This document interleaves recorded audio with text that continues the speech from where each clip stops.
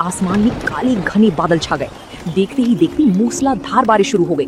बारिश के कारण मिट्टी की चूल्हे बुझने लगे और ग्राहक यहाँ वहाँ से भागने लगे। काका, ये तो बहुत आफत आ गई। इतनी तेज बारिश में तो सब कुछ भीग जाएगा। चूल्हा भी बुझ गया है और मटन की हांडी में पानी जा रहा है। घबराओ मत सोहन, हिम्मत से काम लो। सबसे पहले उस तिरपाल को उठाओ जो हमने कोने में रखी थी। आओ मेरे साथ इसे बरगद की डालियों से बांधो ताकि चूल्हा और हांडी बच सके। दोनों ने मिलकर भारी बारिश के बीच जैसे जैसे तिरपाल को बांधा और चूल्हे को भीगने से बचा लिया।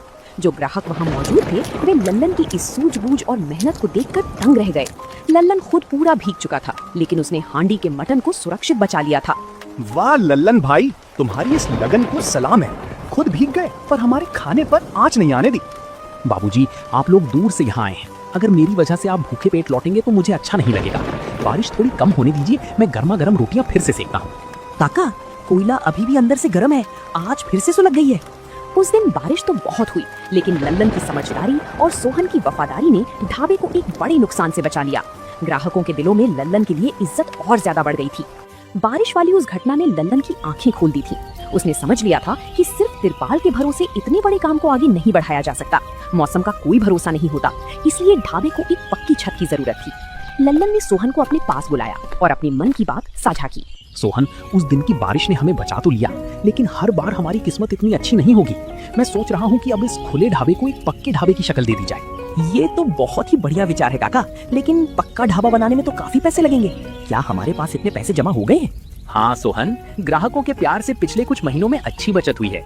मैं कोई आलीशान होटल नहीं बनाना चाहता, बस बांस और फूस का एक बड़ा सा छप्पर और नीचे पक्की ईंटों का फर्श, ताकि बारिश में भी ग्राहक आराम से बैठकर खा सकें। काका, गांव में जो कालू राजमिस्त्री है वो बहुत अच्छा काम करता है। मैं आज ही उससे बात करता हूँ। वो कम पैसों में हमारे ढाबे को एक नया और सुंदर रूप दे देगा। हाँ, उसे आज शाम को यहीं बुला लो, हम बैठकर पूरा हिसाब किताब तय कर लेंगे। लेकिन याद रहे सोहन, ढाबे की शक्ल भले ही बदल जाए, पर हमारा चूल्हा मिट्टी का ही रहेगा और मटन सिर्फ हांडी में ही पकेगा। नए ढाबे के खुलते ही ग्राहकों की संख्या दोगुनी हो गई। अब सुंदरपुर का गांव का मटन ढाबा केवल आम मुसाफिरों तक सीमित नहीं था, बल्कि शहर के बड़े बड़े लोग भी यहाँ की स्वाद की चर्चा सुनकर खिंचे चले आ रहे थे। एक संडे की दोपहर ढाबे के सामने दो चमचमाती बड़ी गाड़ियां आकर रुकी। उनमें से कुछ लोग उतरे जिनके हाथों में बड़ी बड़ी कैमरे और माइक थे। वे शहर की जानी मानी फूड ब्लॉगर थे। सुनिए भाई साहब, क्या यही लल्लन जी का मशहूर हांडी मटन ढाबा है? हमने सोशल मीडिया पर इसके बारे में बहुत सुना है। जी हाँ बाबूजी, बिल्कुल सही जगह आए हैं आप। बैठिए, वो सामने हमारे लल्लन काका ही मटन बना रहे हैं। नमस्कार ललन जी, हम शहर से आए हैं। इंटरनेट पर आपके मटन के स्वाद की धूम मची हुई है। क्या हम आपके मटन बनाने का एक छोटा सा वीडियो बना सकते हैं?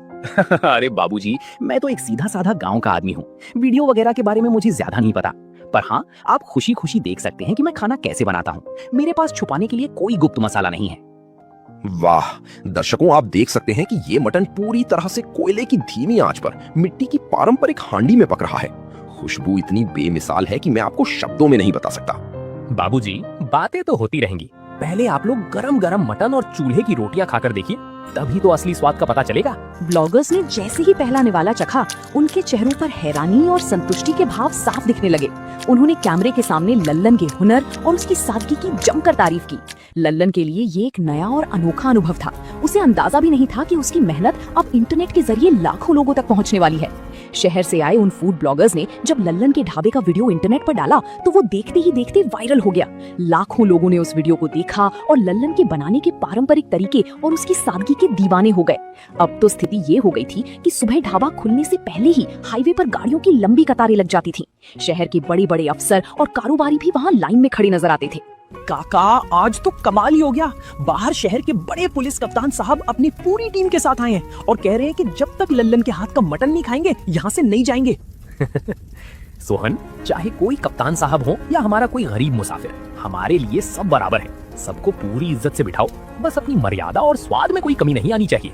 जी काका, मैं अभी उनके बैठने की व्यवस्था करता हूँ, लेकिन आज मटन थोड़ा कम पड़ सकता है, भीड़ बहुत ज्यादा है।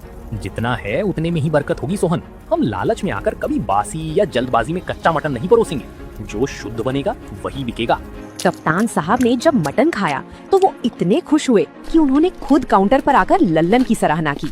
लल्लन जी, मैंने बड़े बड़े शहरों के कबाब और मटन खाए हैं, पर जो सुकून और स्वाद आपकी इस मिट्टी की हांडी के मटन में है वो कहीं नहीं है। आपकी ईमानदारी ही आपकी असली ताकत है। बाबूजी, आप जैसे बड़ों का आशीर्वाद ही मेरी असली कमाई है। मैं तो बस अपनी मेहनत पूरी रखता हूँ। दिन, महीने और साल बीतते गए।